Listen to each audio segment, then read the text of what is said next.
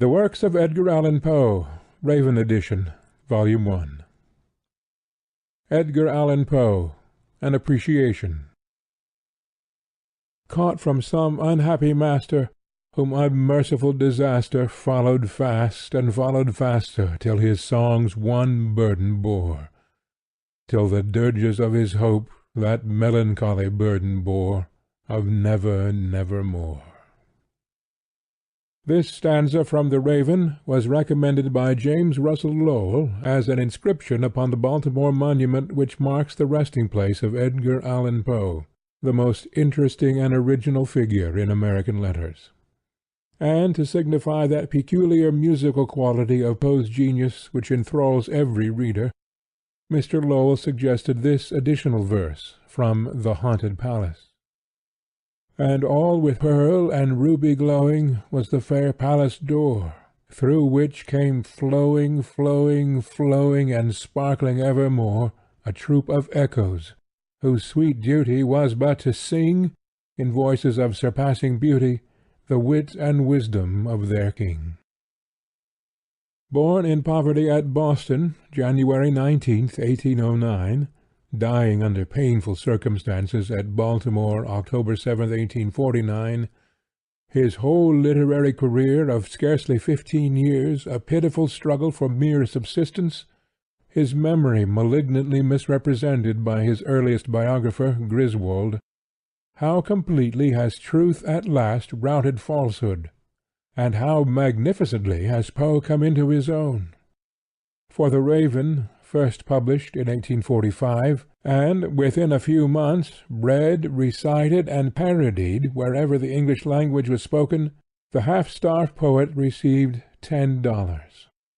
Less than a year later, his brother poet, N.P. Willis, issued this touching appeal to the admirers of genius, on behalf of the neglected author, his dying wife, and her devoted mother, then living under very straitened circumstances in a little cottage at Fordham, New York. Quote, "Here is one of the finest scholars, one of the most original men of genius, and one of the most industrious of the literary profession of our country, whose temporary suspension of labor from bodily illness drops him immediately to a level with the common objects of public charity. There is no intermediate stopping place, no respectful shelter, where, with the delicacy due to genius and culture, he might secure aid, till, with returning health, he would resume his labors and his unmortified sense of independence." And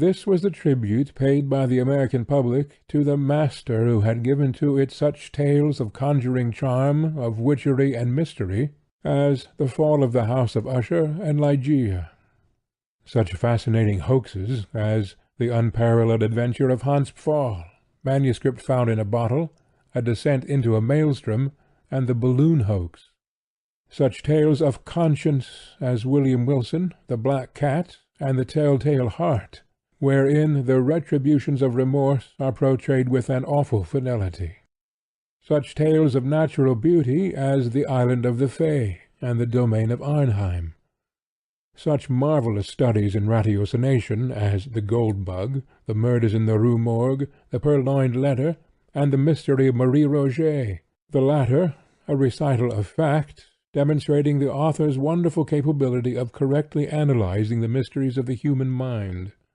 such tales of illusion and banter as The Premature Burial, and The System of Dr. Tarr and Professor Feather; such bits of extravaganza as The Devil in the Belfry and The Angel of the Odd; such tales of adventure as the narrative of Arthur Gordon Pym; such papers of keen criticism and review as won for Poe the enthusiastic admiration of Charles Dickens, although they made him many enemies among the over-puffed minor American writers so mercilessly exposed by him; such poems of beauty and melody as The Bells, The Haunted Palace, Tamerlane, The City in the Sea, and The Raven.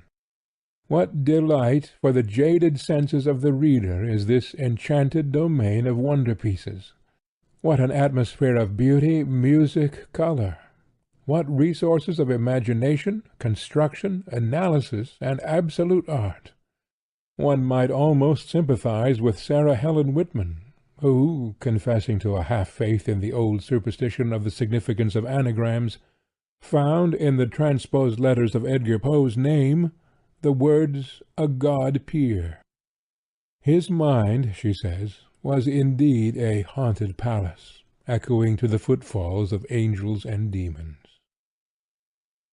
No man, Poe himself wrote, has recorded, no man has dared to record, the wonders of his inner life. In these 20th century days of lavish recognition, artistic, popular, and material, of genius, what rewards might not a Poe claim? Edgar's father, a son of General David Poe, the American Revolutionary patriot and friend of Lafayette, had married Mrs. Hopkins, an English actress, and, the match meeting with parental disapproval, had himself taken to the stage as a profession. Notwithstanding Mrs. Poe's beauty and talent, the young couple had a sorry struggle for existence. When Edgar, at the age of 2 years, was orphaned, the family was in the utmost destitution. Apparently the future poet was to be cast upon the world homeless and friendless. But fate decreed that a few glimmers of sunshine were to illumine his life, for the little fellow was adopted by John Allen, a wealthy merchant of Richmond, Virginia. A brother and sister, the remaining children, were cared for by others. In his new home Edgar found all the luxury and advantages money could provide. He was petted, spoiled, and shown off to strangers. In Mrs. Allen he found all the affection a childless wife could bestow. Mr. Allen took much pride in the captivating, precocious lad. At the age of 5 the boy recited, with fine effect, passages of English poetry to the visitors at the Allen house. From his 8th to his 13th year he attended the Manor House School at Stoke Newington, a suburb of London. It was the Reverend Dr. Bransby, head of the school, whom Poe so quaintly portrayed in William Wilson. Returning to Richmond in 1820, Edgar was sent to the school of Professor Joseph H. Clark. He proved an apt pupil. Years afterward Professor Clark thus wrote, quote, "While the other boys wrote mere mechanical verses, Poe wrote genuine poetry. The boy was a born poet. As a scholar he was ambitious to excel. He was remarkable for self-respect without haughtiness. He had a sensitive and tender heart, and would do anything for a friend. His nature was entirely free from selfishness." End quote. At the age of 17, Poe entered the University of Virginia at Charlottesville. He left that institution after 1 session. Official records prove that he was not expelled. On the contrary, he gained a creditable record as a student, although it is admitted that he contracted debts and had, quote, "an ungovernable passion for card-playing." These debts may have led to his quarrel with Mr. Allen, which eventually compelled him to make his own way in the world. Early in 1827 Poe made his first literary venture. He induced Calvin Thomas, a poor and youthful printer, to publish a small volume of his verses under the title Tamerlane and Other Poems. In 1829 we find Poe in Baltimore with another manuscript volume of verses, which was soon published. Its title was Al-Araf, Tamerlane, and Other Poems. Neither of these ventures seems to have attracted much attention. Soon after Mrs. Allen's death, which occurred in 1829, Poe, through the aid of Mr. Allen, secured admission to the United States Military Academy at West Point. Any glamour which may have attached to cadet life in Poe's eyes was speedily lost, for discipline at West Point was never so severe, nor were the accommodations ever so poor. Poe's bent was more and more toward literature. Life at the Academy daily became increasingly distasteful. Soon he began to purposely neglect his studies and to disregard his duties, his aim being to secure his dismissal from the United States service. In this he succeeded. On March 7, 1831, Poe found himself free. Mr. Allen's second marriage had thrown the lad on his own resources. His literary career was to begin. Poe's first genuine victory was won in 1833, when he was the successful competitor for a prize of $100, offered by a Baltimore periodical for the best prose story. A manuscript found in a bottle was the winning tale. Poe had submitted 6 stories in a volume.